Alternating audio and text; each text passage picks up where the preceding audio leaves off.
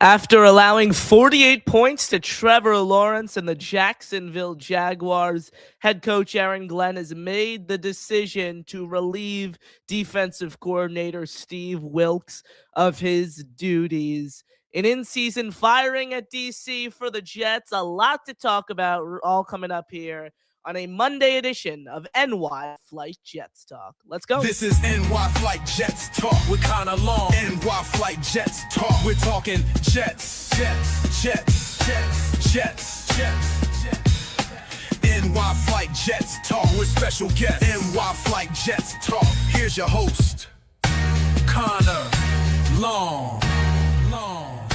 Jets, Jets, Jets, Jets, Jets, Jets, Jets, Jets, Jets, Jets, Jets, Jets.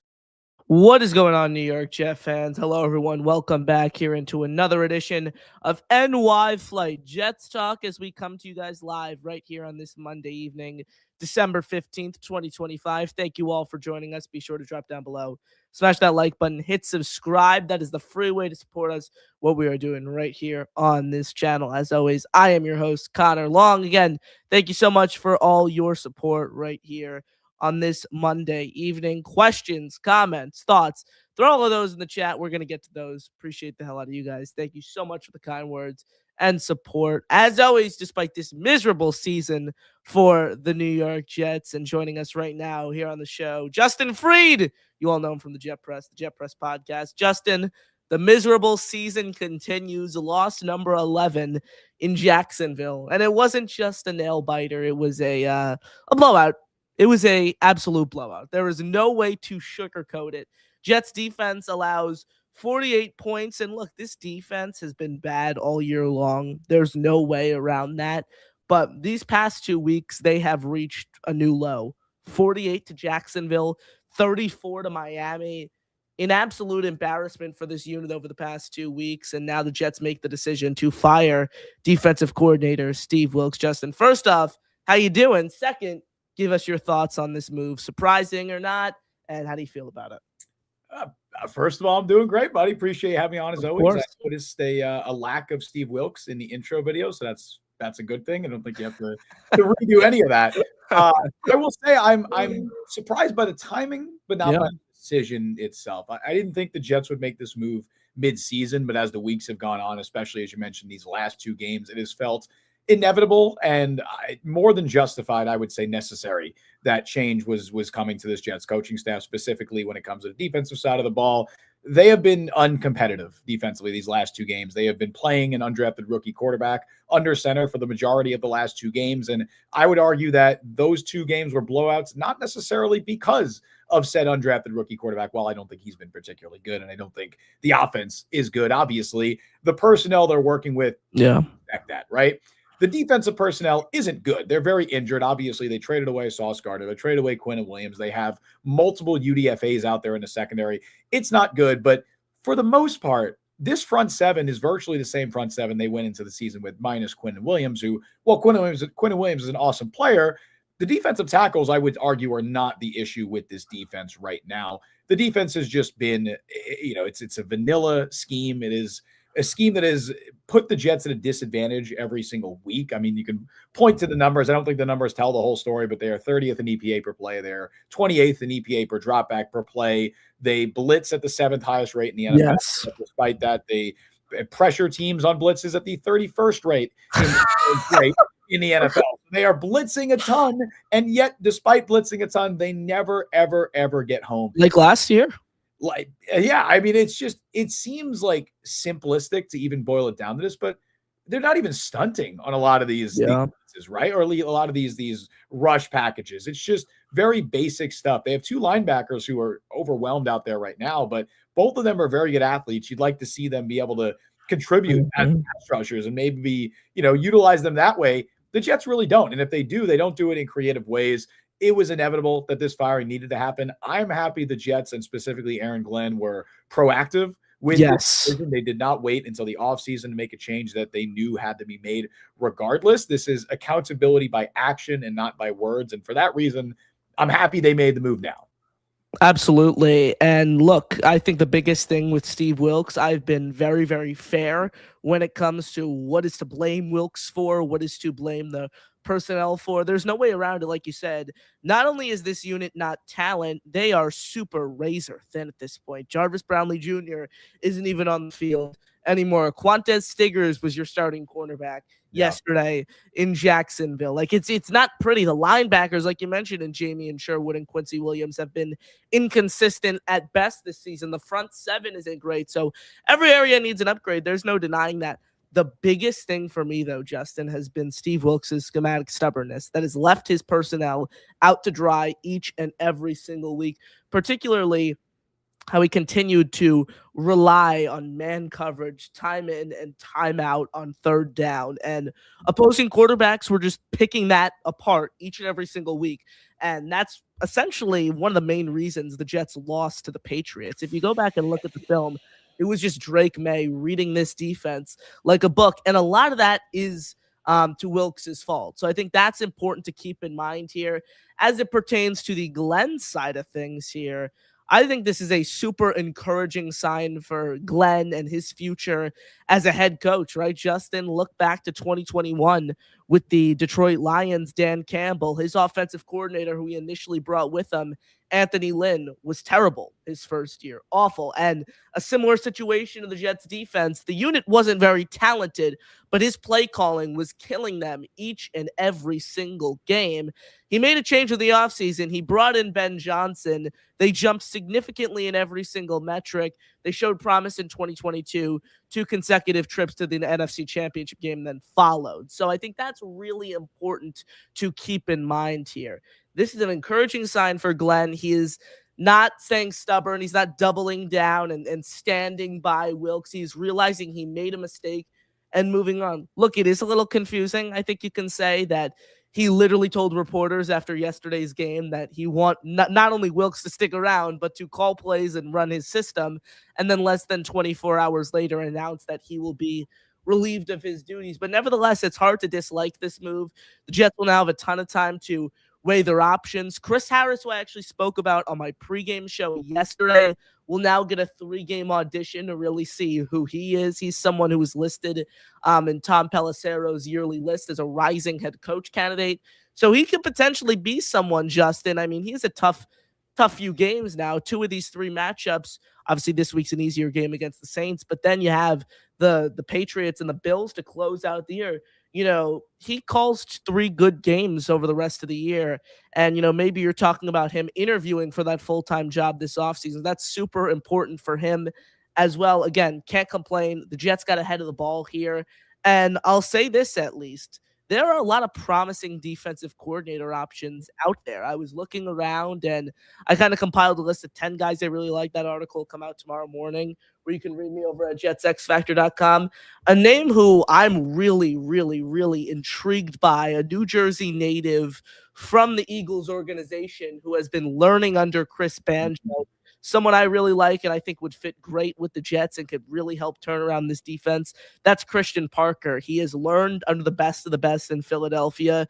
Vic Fangio over the past couple seasons in particular. Look, I'm not opposed to the retreads. Like if Jim Schwartz becomes available for the Browns, I would definitely be open to that. Jonathan Gannon, Raheem Morris, if they get fired, you certainly have to explore that possibility. Even Wink Martindale, I wouldn't hate if he were to leave Michigan.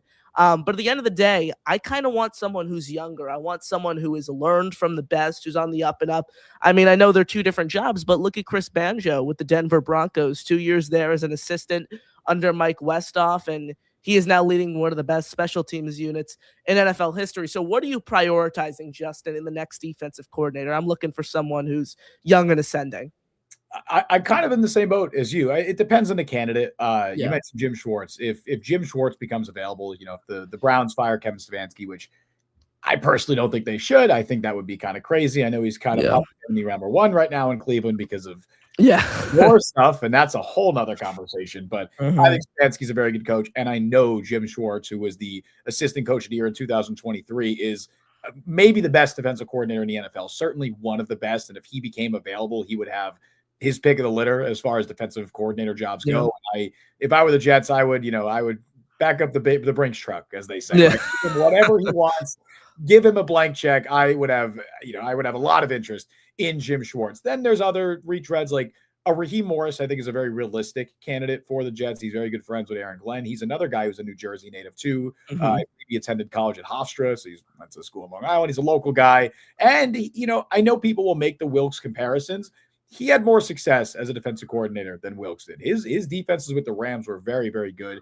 He's also been a head coach in multiple stints, in his NFL career with Tampa and, of course, now with Atlanta. Yeah. Wouldn't be my top choice, but I think a very realistic choice.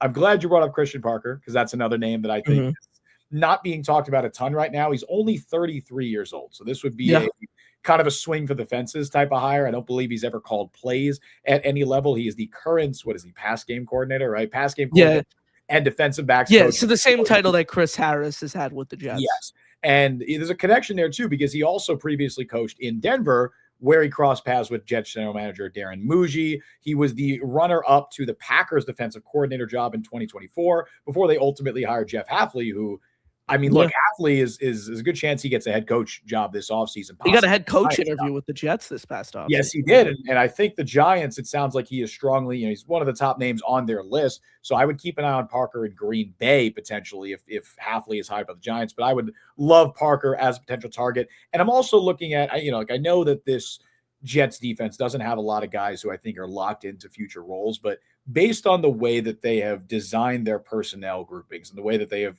prioritized bringing in certain types of players, it tells me they want to run a lot of man coverage. Like, it tells me that they don't want this, they're getting rid of the Robert Saleh zone specialist guys, the Michael Carters of the world. Like, you still have a guy like Jamian Sherwood who's a holdover. Unfortunately, they gave him that contract.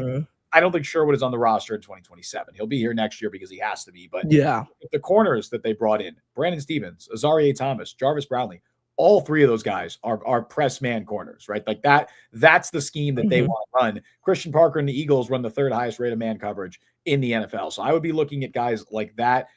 You could point to Jonathan Gannon, who had experience with the Eagles as a defensive coordinator. He's been with the Cardinals. Another name that I'll throw out there that, look, this isn't even me throwing this out there. This is just a Jets fan. Every Jets fan has thrown him out there. Jim Leonard, right? Assistant coach. He's the number one option for everyone. Everybody loves Jim Leonard, assistant head coach of the Denver Broncos, also their defensive pass game coordinator as well. He was a defensive coordinator at University of Wisconsin, was briefly their interim head coach, and of course, former Jets safety. I think a lot of Jets fans are looking at that, and they want that Rex Ryan nostalgia, dopamine hit. But he is a great candidate. I hesitate to believe that Denver is going to let him leave. I think they really, really want him there. Again, he's their assistant head coach. And if he is getting defensive coordinator opportunities, he is going to have a ton of opportunities and a ton of interviews around the league. Obviously there's the Darren Muji connection from Denver. They cross paths in Denver. And like I just said with Christian Parker, you're looking for a defense that runs a lot of man. Well, the Broncos run the highest rate of man coverage in the entire NFL. So that's another reason I think Leonard could make sense. There's a few other names out there. Al Harris, he's getting a lot of hype right now in Chicago. The Bears have 21 interceptions this year. The Jets have 0. It'd be nice to get a guy in here who probably knows what to do about getting some interceptions. And as another, I guess, plus for Al Harris in the Aaron Glenn department, also a former NFL defensive back. And this Jets defensive staff is loaded with former NFL DBs. Chris Harris, their now interim. Trey Bly, Trey Bly. They have a lot of former. I believe Steve Wilks was also a former defensive back at the NFL level. As far as Chris Harris goes too, I do think the Jets are going to give him every opportunity to potentially prove that he could be the long-term answer. I don't think he's going to do any. I don't think the 3-game sample size he's going to get is going to be enough to prove he definitely should be the guy. But certainly if the defense improves, and I think they're going to give him an interview. And we know Aaron Glenn comes from a Detroit system that they love to promote from within. So I think that he's absolutely going to get consideration. I think he'll be in the mix, but there's a lot of really interesting names out there. Now, Justin, Glenn has shown that he is not afraid to can coaches, obviously with the in-season firing of Wilks, which is so surprising because in the offseason, I think a lot of Jet fans, I think a lot of people who covered this team were encouraged by the hiring of Wilks, someone who has been around the block, who has been a head coach before, multiple, a ton of experience as a defensive coordinator, a ton of experience as a play caller. I think that's, someone super important to have on a coaching staff, especially when your head coach is doing it for the first time in Glenn. Do you think there's any other coach on this staff who could be on the hot seat entering the offseason that you think Glenn could consider replacing? I don't think they're going to do anything, obviously, with the other coordinators. They like Tanner Angton, they like Chris Yeah. Banjo. Neither of those guys should be going anywhere.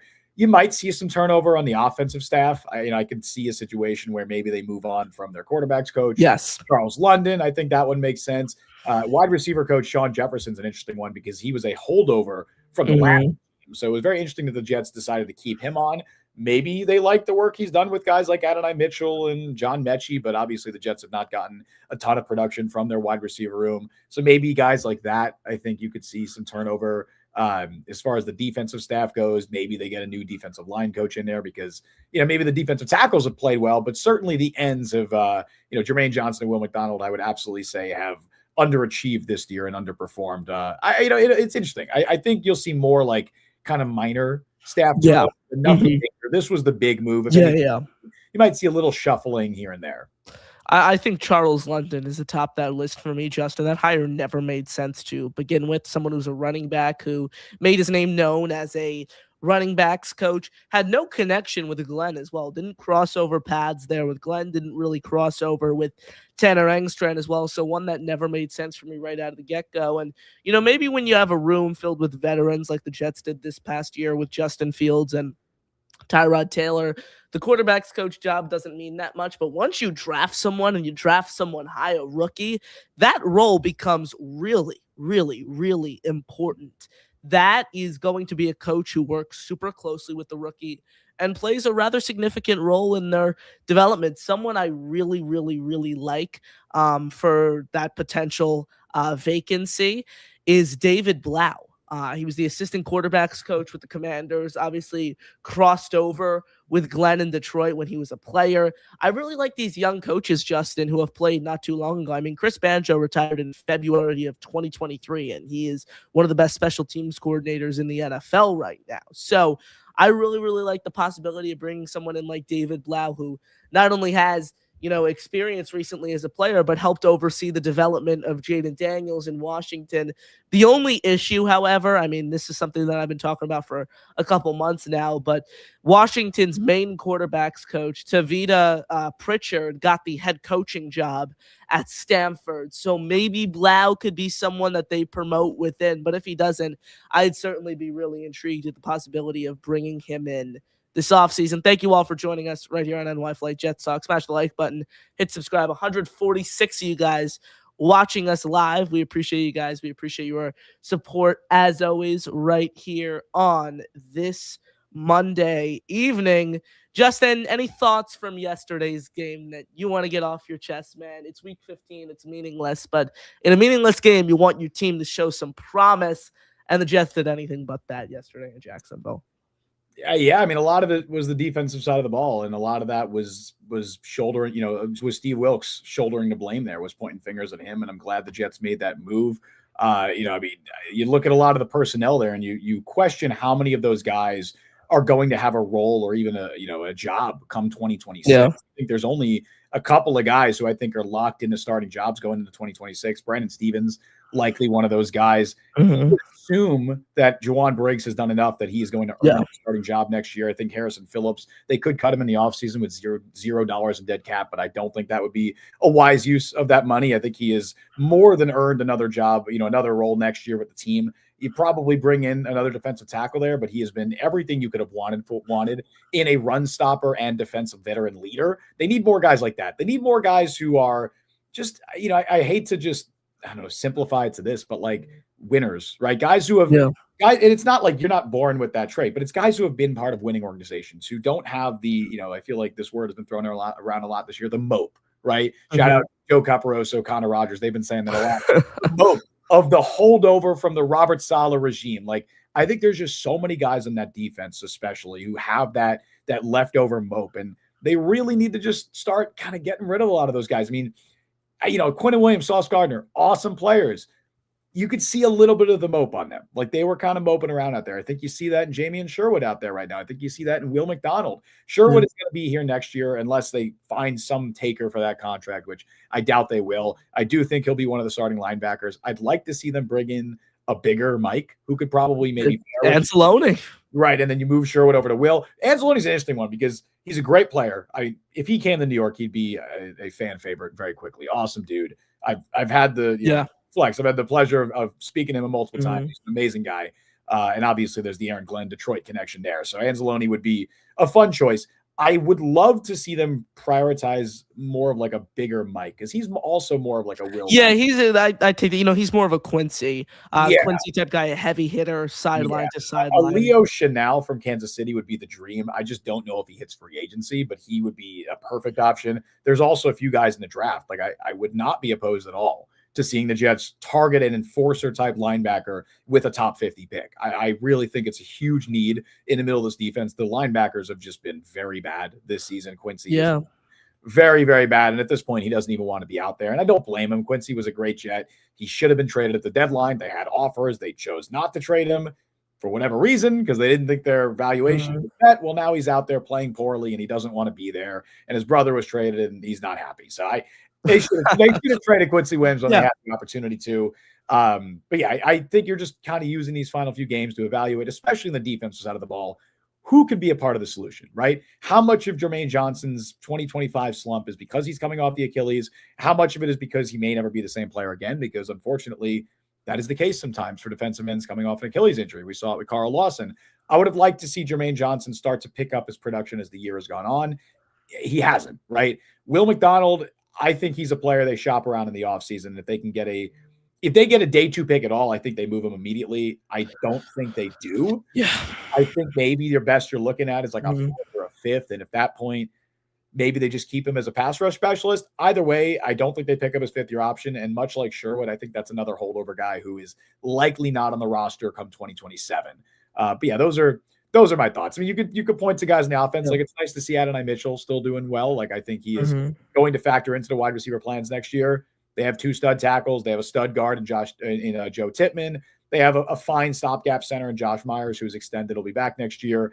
And I thought Brady Cook looked like he could potentially be an NFL caliber 3rd stringer or maybe 2nd stringer. But other than that, not a lot of huge big picture takeaways. They're just in evaluation mode. These next few games are fully just to evaluate the rest of the roster and see who can be a part of the solution in New York.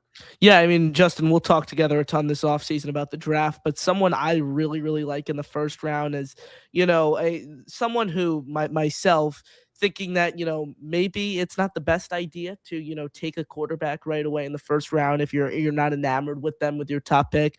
I'm definitely opposed to trading up and giving a king's ransom because I just don't think Fernando Mendoza or Dante Moore are really that good of players. Someone I really like with the BPA route is Ruben Bain out of Miami. Like he really allows, you say you want to keep Will McDonald, then Will McDonald becomes much more of like a traditional 3rd down pass rusher, kind of like what Bryce Huff was with the Jets his past couple years. Like I think that would really, really, really help McDonald. If you look at Bain's just pure stats this year, they don't jump off the page. He only has a few sacks, but that's because he's getting double teamed every play. And he has something crazy like over 50 pressures and his analytics are off the chart. He is someone I really, really consider.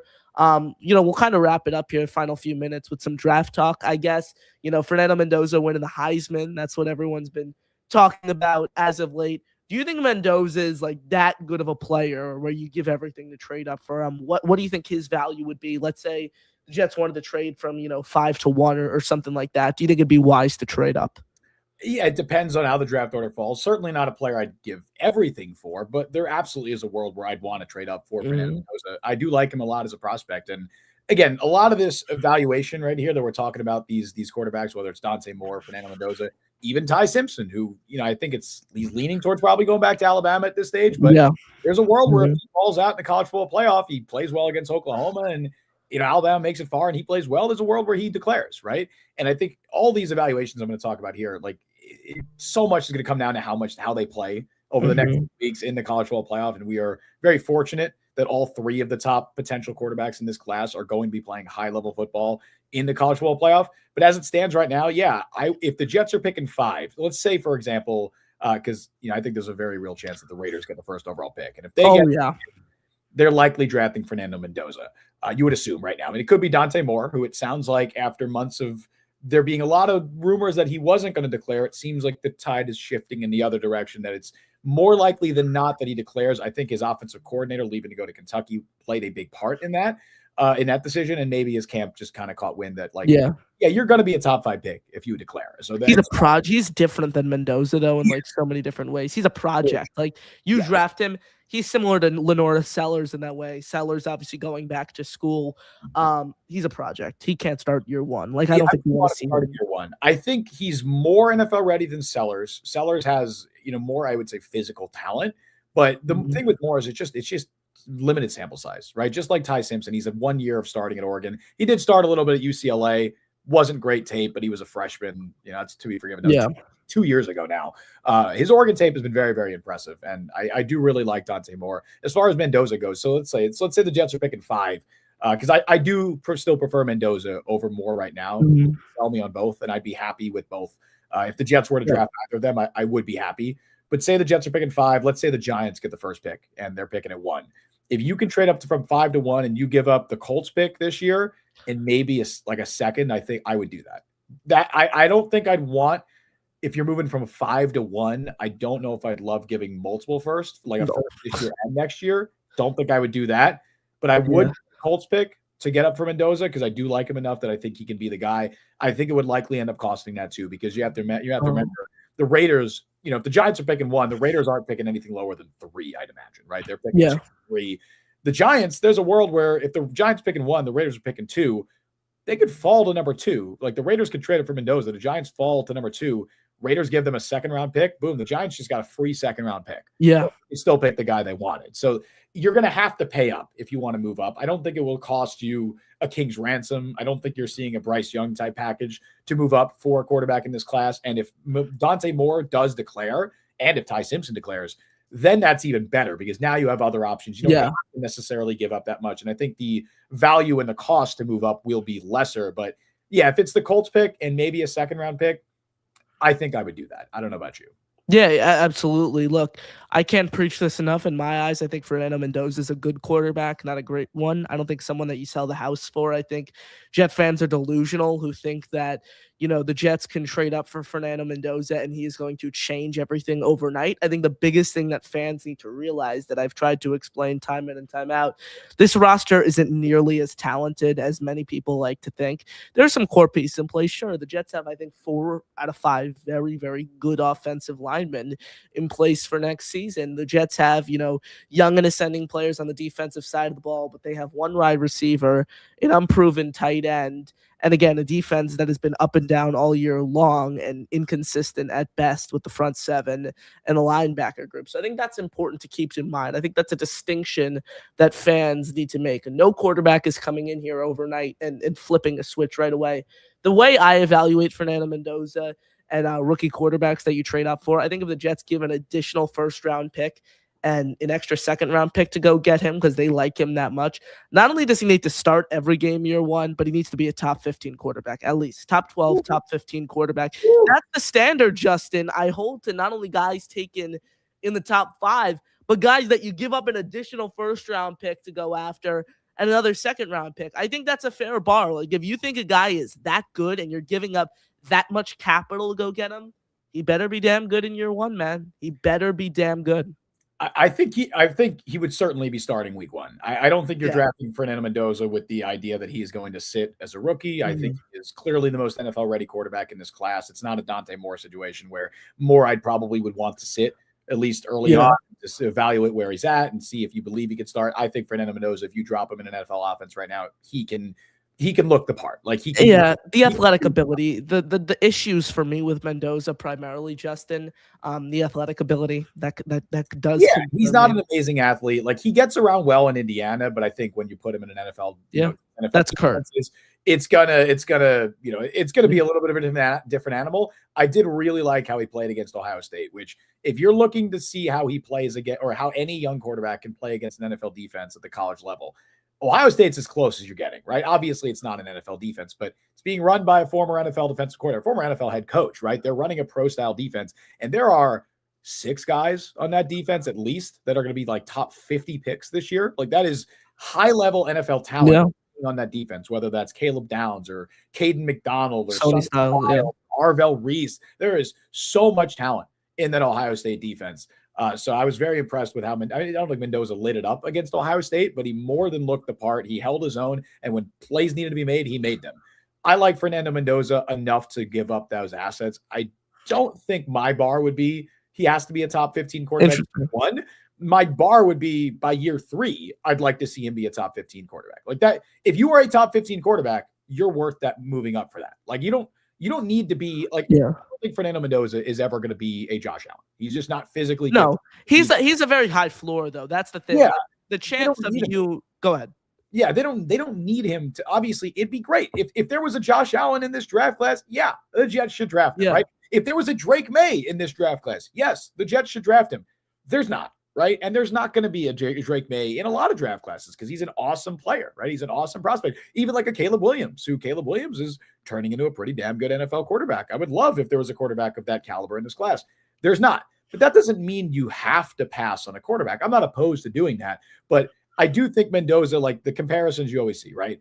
He can be a Jared Goff. He can be a Kirk Cousins. I think the highest of high ends, if he perfectly hits, you're looking at like a Matt Ryan type of caliber player. And that's awesome. If you put a Matt Ryan on this Jets offense right now, like that you give up that in a heartbeat. Like if you get Kirk Cousins, like prime Kirk Cousins with the Vikings, top 15 quarterback in the NFL, arguably top 10 at his best. Like he was pushing top 10 consideration at his best.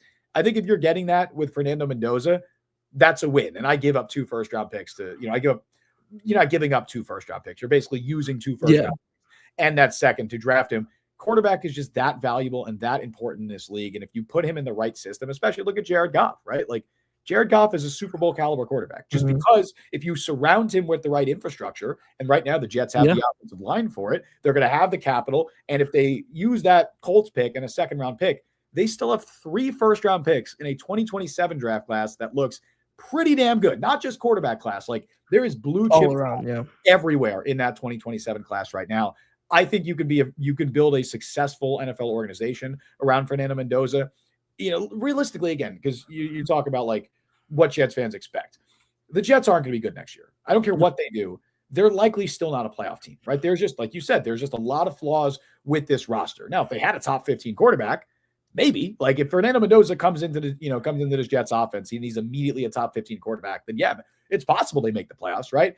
I don't expect that. But you're hoping like this is the evaluation year. Look, Jets fans have been through this before. They've been through the rebuilds before. They know how this shit works. And I know that they want the quick fix, and I want it too.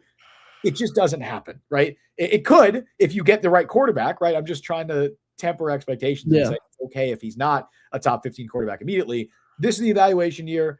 Ideally, they draft the quarterback this year or this coming year, and 2026 is the year where you're really taking that step forward with the talent you've added. And then 2027, when you bring in that potential star-studded class and you put it all together, that's ideally the year you can make a run at the playoffs, and hopefully you're set up for success beyond that. Smash the like button, hit subscribe. He's Justin Freed. I'm Connor Long, right here with you guys on NY Flight Jets Talk. Justin, thank you so much for the time as always, my friend. Super fun talking to you. As always, you got any final thoughts here before we let you go?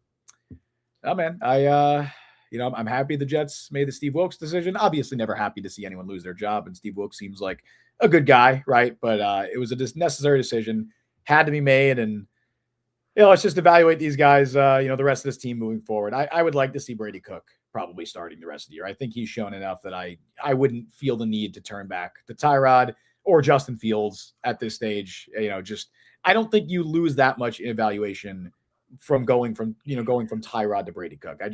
I'd like to see what he could do the rest of the year, and probably lose out at this stage. I know you want some moral victories in there. You want some wins that mean something, but assuming that Bills game, if the Jets Bills game has a chance to knock Buffalo out of the playoffs, then maybe I'm okay winning that game. I don't think it's going to be that at this stage, especially after they just beat the Patriots. So I'm fine losing out against New Orleans this week. Could really use a loss, a competitive loss.